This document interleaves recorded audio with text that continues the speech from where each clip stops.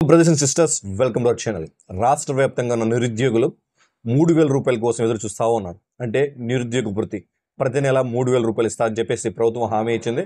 హామీలో భాగంగా 2025 చివరి నాటికి, అంటే ఏడాది నాటికి ఈ స్కీమ్ తప్పనిసరిగా అమలు చేస్తామని చెప్పేసి ఇటీవల నారా లోకేష్ గారు ఒక కీలక ప్రకటన చేశారు. అందులో భాగంగానే మన సబ్స్క్రైబర్ చాలా మంది స్క్రీన్ మీద చూపిస్తున్నాను చూడండి, చాలా మంది నిరుద్యోగ భృతికి సంబంధించి ఒక వీడియో చేయండి అని అడుగుతా ఉన్నారు. నేను ఇటీవల వార్తాపత్రికలో ఏవైతే ప్రకటనలు నిరుద్యోగ భృతికి సంబంధించి ఏవైతే 3,000 రూపాయలు ప్రతి నెల ఉందో ఆ స్కీమ్కి సంబంధించి ప్రతి పేపర్లో వేయడం జరిగింది. ఆ పేపర్లో క్లిప్ చూపిస్తున్నా మీకు స్క్రీన్ మీద. ఓవరాల్గా ఈ వీడియోలో నేను నిరుద్యోగ భృతికి సంబంధించి ఎప్పుడు అమలు చేయబోతున్నారు, అదేవిధంగా అర్హతలు ఏంటి, అనర్హతలు ఏంటి, వయసు పరిమితి ఏంటి, విద్య అర్హతలు ఏంటి, ఓవరాల్గా మీకు brief explanation point to point మీకు క్లియర్గా సింపుల్గా ఎక్స్ప్లెయిన్ చేస్తాను. దయచేసి వీడియో లైక్ చేయండి, 10 మందికి ఉపయోగపడుతుంది. కొత్తగా వచ్చి సబ్స్క్రైబ్ చేసుకోండి. మీకు స్క్రీన్ మీద చూపిస్తున్నాను చూడండి. స్క్రీన్ మీద చూపించినట్టు మీకు నిరుద్యోగ భృతికి సంబంధించి 2025 చివరి నాటికి అమలు చేస్తామని చెప్పేసి ఇటీవల నారా లోకేష్ గారు కీలక ప్రకటన చేశారు. అందులో భాగంగానే చాలామంది నిరుద్యోగులు ఎదురు చూస్తూ ఉన్నారు. అంటే ప్రతి నెల 3,000 రూపాయలు ఇచ్చినా మేము కోచింగ్ సెంటర్లో కోచింగ్ తీసుకుంటా ఉండి ఎంతో కొంత మాకు 3,000 రూపాయలు ఉపయోగపడతాయి. సో సమంజసమే. ఎవరైతే నిరుద్యోగులు ఉన్నారో, ఇంకా కోచింగ్ సెంటర్లో చాలా లక్షలు పోసి ఇంకా ఉద్యోగం రాలేదో వాళ్ళు చాలామంది ఎదురు చూస్తూ ఉన్నారు. సో వాళ్ళ కోసమైనా 3,000 రూపాయలు ఈ ఏడాది 2025 చివరి నాటికి అమలు చేస్తే బాగుంటుందని అందరూ ఎదురు చూస్తూ ఉన్నారు. దానికి సంబంధించి ఎలాంటి ప్రకటనలు చేశారంటే, ప్రధాన లక్ష్యం రాష్ట్రంలో అర్హత కలిగిన నిరుద్యోగుల యువతకు ఆర్థిక సహాయం. ఎస్, ఇది ఒక ఆర్థిక సహాయం, ఫైనాన్షియల్ బెనిఫిట్. ఎవరికి అంటే నిరుద్యోగులు, అర్హత కలిగి ఉన్న నిరుద్యోగులు మాత్రమే. సో ప్రతి నెల 3,000 రూపాయలు. ఎస్, ప్రభుత్వం ఇంతకుముందు 1,000 రూపాయలు, 2,000, ఇప్పుడు 3,000 రూపాయలు. అంటే ఇతర రాష్ట్రాల్లో కూడా ఈ స్కీమ్ అమలు చేశారు. చాలా రాష్ట్రాల్లో, మన రాష్ట్రంలో కూడా 3,000 రూపాయలు ప్రతి నెల నిరుద్యోగ భృతికి సంబంధించి ఈ ప్రకటన చేసింది నారా లోకేష్ గారు. ఈ ఇయర్ ఎండ్ ఆఫ్ ది ఇయర్లో మనకి ఈ స్కీమ్ అమలు చేయబోతా ఉన్నారు. అదేవిధంగా రాష్ట్రంలో అర్హత కలిగిన నిరుద్యోగులకు ప్రతి నెల 3,000 రూపాయలు నేరుగా వేస్తాం. నేరుగా అంటే చేతికి ఎవరండి, ఇది డీబీటీ డైరెక్ట్ బెనిఫిట్ ట్రాన్స్ఫర్, అకౌంట్లో అమౌంట్ వేస్తారు. ఓకేనా?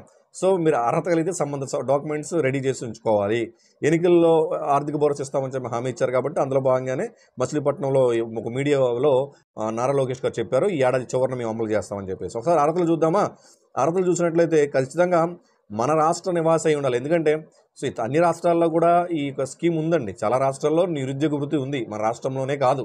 సో నిరుద్యోగ భృతి రావాలి అంటే ఖచ్చితంగా మన ఏపీ, మన ఆంధ్రప్రదేశ్ రాష్ట్రానికి సంబంధించే వారే ఉండాలి. దానికి ముఖ్యంగా ఓటర్ కార్డు, ఆధార్ కార్డుని ప్రామాణికంగా తీసుకుంటారు, రేషన్ కార్డు. ఓకే, 3 కూడా ప్రామాణికం అక్కడ. సో వయసు 22, ఇది మెయిన్ ఇంపార్టెంట్ అండి. Minimum 22 years, maximum 35 years. So దీనికి సంబంధించి అఫీషియల్ గైడ్లైన్స్ కూడా రావాల్సి ఉంది. అది కూడా చెప్తున్న పాయింట్ నేను. ఏవైతే మీరు అడిగారో నిరుద్యోగ భృతికి సంబంధించి, ఎవరైతే మన న్యూస్ ఛానల్స్లో కావచ్చు, పత్రికా ప్రకటనలో కావచ్చు, నిరుద్యోగ భృతికి సంబంధించి సమ్ ఆర్టికల్స్ రావడం జరిగింది. కానీ గవర్నమెంట్ నుంచి ఎటువంటి అఫీషియల్ గైడ్లైన్స్ రాలేదు. బట్ ఇంచుమించు గైడ్లైన్స్ ఇలానే ఉంటాయి. ఎందుకంటే గతంలో ఇది కొత్త స్కీమ్ ఏం కాదు, పాత స్కీమే. గతంలో ముఖ్యమంత్రి యువనేస్తం ఏదైతే ఉందో స్కీమ్, ఆ స్కీమ్ని ఇప్పుడు నిరుద్యోగ భృతి మనకు 3,000 రూపాయలు అంటా ఉన్నారు. సో దీన్ని మనం అర్థం చేసుకోవాలి. సో దీన్ని బట్టి, సో పాత స్కీమ్ ఆల్రెడీ ఉంది కాబట్టి దాన్ని బట్టి కూడా మనం గైడ్లైన్స్ ఏ విధంగా ఉండబోతే చెప్పగలుగుతాం. So minimum 22 years, maximum 35 years మధ్యన ఉంటే అవకాశం ఉంది. అలాగే విద్యార్హత, సో డిగ్రీ, డిప్లొమా, ఐటీఐ లేదా ఈక్వల్ ఎడ్యుకేషన్. ఓకేనా? సో అంటే ఇక్కడ డిప్లొమా వాళ్ళకి, అంటే ఇంచుమించు పాలిటెక్నిక్ కానీ, ఐటీఐ కానీ, ఆఫ్టర్ ఇంటర్మీడియట్, ఆఫ్టర్ పాలిటెక్నిక్ తర్వాత డిగ్రీలు చేస్తారు కదా, ఆ డిగ్రీలు కానీ ఇక్కడ ఇంటర్మీడియట్కి అయితే అవకాశం లేదు. అది కూడా క్లియర్గా చెప్తారు. ఎందుకంటే గతంలో ఉన్న క్వాలిఫికేషన్స్ ఇవన్నీ కూడా, సో ఇవి ఇంప్లిమెంట్ చేస్తారు. ఏదైనా నిరుద్యోగులు అంటే ఇంటర్మీడియట్ తర్వాత నిరుద్యోగ భృతి అనేది అవకాశమే లేదు. ఎందుకంటే 15+ to 17 ఇయర్స్ నిరుద్యోగ భృతి ఇవ్వలేరు కదా. సో 22 ఇయర్స్ అంటే అప్పటికే మనకి డిగ్రీ కంప్లీట్ అయి ఉంటుంది. అందుకు అలా డిగ్రీలు, పాలిటెక్నిక్లు పెట్టారు. ఓకే, సో అలాగే వేరే ఏదైనా అంటే ఉద్యోగం మనకి పిఎఫ్ అకౌంట్ కానీ, లేదు ఇతర సంస్థలలో, కంపెనీల్లో ఉద్యోగం చేస్తున్నాం, వీళ్ళు అనర్హులు అవుతారు. ఎందుకంటే నిరుద్యోగం అంటే ఉద్యోగం లేని వాళ్ళు, నిరుద్యోగులు అంటే ఉద్యోగం లేని వారు అని అర్థం. ఉద్యోగాలు చేస్తూ ఉంటే ఇది అప్లై చేయడానికి అవకాశం ఉండదు. ఓకే, సో ఇతర పథకాలు, ఎస్, ఇంకా సంక్షేమ పథకాలు ఇంకేమైనా వస్తున్నట్లయితే ఈ అవకాశం వచ్చే అవకాశం అంటే గైడ్లైన్స్ రావాలి. ముఖ్యంగా గైడ్లైన్స్ అయితే రావాలి. నిరుద్యోగ భృతి అంటే అటు పెన్షన్ వరకు అయితే ఎగ్జామ్షన్ ఇచ్చే అవకాశం ఉంది. అంటే డిజేబుల్ పెన్షనర్స్ ఉంటారు కదా, వాళ్ళ వరకు అవకాశం ఇచ్చే అవకాశం ఉంది. ఇంకా చాలామంది తల్లికి వందనం కానీ, అన్నదాత సుఖీభావ కానీ ఇలాంటి స్కీమ్స్ ఆడబిడ్డ నిధి ఇలాంటి స్కీమ్స్ వచ్చినట్లయితే అటు ఆడబిడ్డ నిధి స్కీము ఇటు ఇది వస్తాయి అనేది నేను అనుకోవట్లేదు. చూద్దాం. అండ్ మీరు అలా చెప్తారు సార్ మీరు అనొచ్చు. సో, సో ఒక బెనిఫిట్ ఒక పర్సన్ ఫ్యామిలీలో ఇంకెవరైనా తీసుకున్నా 1 బెనిఫిట్ అనే ఉంటుంది మినిమమ్. దాన్ని బట్టి చూడాలి. ఓకే. ఇనెలిజిబిలిటీ. సో, ఖచ్చితంగా ఇతర రాష్ట్రాల్లో ఉన్న వాళ్ళకి ఇది స్కీమ్ వర్తించదు. అది హైదరాబాద్‌లో ఉండొచ్చు. బట్ మన అడ్రస్‌తో ఆధార్ కార్డు, మన రేషన్ కార్డు, మన ఓటర్ ఐడీ ఉన్నట్లయితే మీకు ఖచ్చితంగా మీకు వర్తిస్తుంది హైదరాబాద్‌లో ఉన్న. సో, వయసు కూడా అంతకంటే 22 సంవత్సరాల కంటే తక్కువ, 30 సంవత్సరాల కంటే ఎక్కువ ఉన్న అనర్హులైపోతారు. అలాగే డిప్లొమా గానీ, ఐటీఐ గానీ, డిగ్రీ గానీ లేకపోతే మీకు అనర్హులవుతారు. అదే ఇంకా ప్రస్తుతం ఏదైనా ఉద్యోగం చేస్తున్న అనర్హులవుతారు. ఇప్పటికే ఏవైనా స్కీమ్స్ పొందుతున్నట్లు అనర్హులయ్యే అవకాశం ఉంది. అలాగే ఎంప్లాయ్మెంట్ ఎక్స్చేంజ్కి సంబంధించి అంటే ఎంప్లాయ్మెంట్ చేయించుకుంటారు కదా మన డాక్యుమెంట్స్ని, ఏవైతే మనకి డాక్యుమెంట్స్ ఉన్నాయో అని కూడా మీరు ఎంప్లాయ్మెంట్ చేయించుకోండి. ఓకేనా, చేయించుకోవాలి. సో కండిషన్ పెట్టే అవకాశం ఉంది. అలాగే ఒకవేళ మనకి సైట్ ఓపెన్ అయితే ఆల్రెడీ దీని గురించి సమ్ ఇన్ఫర్మేషన్ అయితే ఉంది. ఒకవేళ సైట్ ఓపెన్ అయితే యాక్చువల్గా ఇది మీ సేవాకి, సచివాలయాలకి, అలాగే ఓపెన్ పోర్టల్ సిటిజన్స్ ఎవరైతే నిరుద్యోగులు ఉన్నారో వాళ్ళే మొబైల్లోనే అప్లై చేసుకునే విధంగా డిజైన్ చేయబోతున్నారు అనేది ఇన్ఫర్మేషన్. ఓకేనా.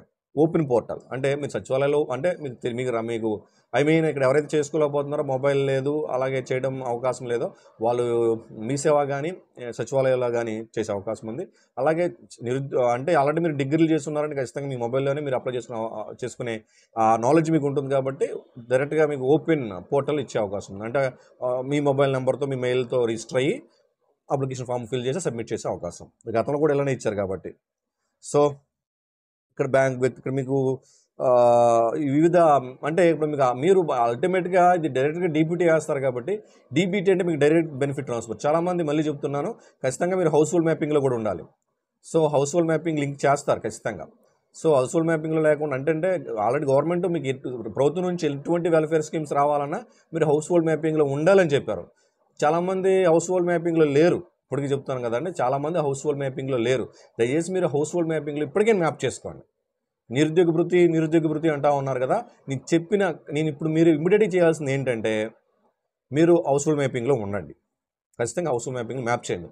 అలాగే అప్డేట్ ఈకేవైసీ చేసుకోండి. అక్కడ ఆధార్ అప్డేట్ ఈకేవైసీ ఉంటుంది అక్కడ సచివాలయంలో. అంటే హౌస్ హోల్డ్ మ్యాపింగ్ చేసుకోండి సచివాలయంలో, అప్డేట్ ఈకేవైసీ చేసుకోండి. ఈ రెండు కూడా సచివాలయంలో చేయండి. అలాగే మూడోది రేషన్ కార్డులో మీరు ఉన్నారో చెక్ చేసుకోండి. ఖచ్చితంగా రేషన్ కార్డులో మీరు ఉండాలి. సో ఇప్పటికీ కొత్త రేషన్ కార్డు ఇష్యూ చేస్తూ ఉంది గవర్నమెంట్. ఆగస్టు 25 నుంచి ఆగస్టు 31 మధ్యన కొత్త రేషన్ కార్డ్స్ ఇష్యూ చేస్తారు. అందులో మీరు రేషన్ కార్డు లేకపోయినా మీకు ఈ నిరుద్యోగ భృతి రాదు. సో ఖచ్చితంగా నిరుద్యోగ భృతి కోసం మీరు హౌస్ హోల్డ్ మ్యాపింగ్లో నుండి అప్డేట్ ఈకేవైసీ చేయండి, రేషన్ కార్డులో ఉండండి. ఇంకా నాలుగోది, ఇంకా మీ బ్యాంక్కి ఎన్పిసిఐ లింక్ అయిందో లేదో చూసుకోండి. Aadhaar link, NPCI national payment corporation of India, అది లింక్ అయిందో చూసుకోండి. ఈ 4 ప్రామాణికం ఇమ్మీడియట్గా మీరు చేయాల్సింది. మీరు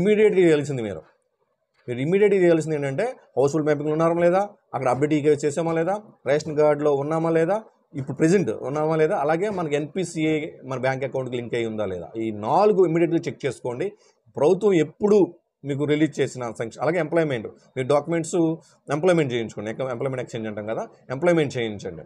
సో ఈ 5 పాయింట్స్ కూడా గుర్తుపెట్టుకోండి. ఎప్పుడైతే మీకు స్కీమ్ అమలు చేస్తారో ఆటోమేటిక్గా మీరు ఎలిజిబుల్లో ఖచ్చితంగా వస్తారు. సో అప్పటికప్పుడు మీకు హౌస్ హోల్డ్ మ్యాపింగు, అప్పటికప్పుడు ఎన్పిసిఐలు, అప్పటికప్పుడు మీకు అంటే ఎన్పిసిఐలు, household mapping, ration card కూడా సమయం పడుతుంది. మీరు మ్యాప్ అవ్వాలి, మీరు యాడ్ అవ్వాలి, ఇవన్నీ. సో అవన్నీ మీరు చాలా జాగ్రత్తగా చేసుకోండి. ఓకేనా. నేను ఈ ఇన్ఫర్మేషన్ త్రూ ఏవైతే సోషల్ మీడియాలో, అదేవిధంగా నారా లోకేష్ గారు, అదేవిధంగా వివిధ పత్రికా ప్రకటనలు తెలియజేసో ఇన్ఫర్మేషన్ ఆధారంగా చేసుకుని వీడియో చేయడం జరిగింది. ఓకే, అందరూ బాగుండాలి, అందుకే మంచి జరగాలి. జై హింద్.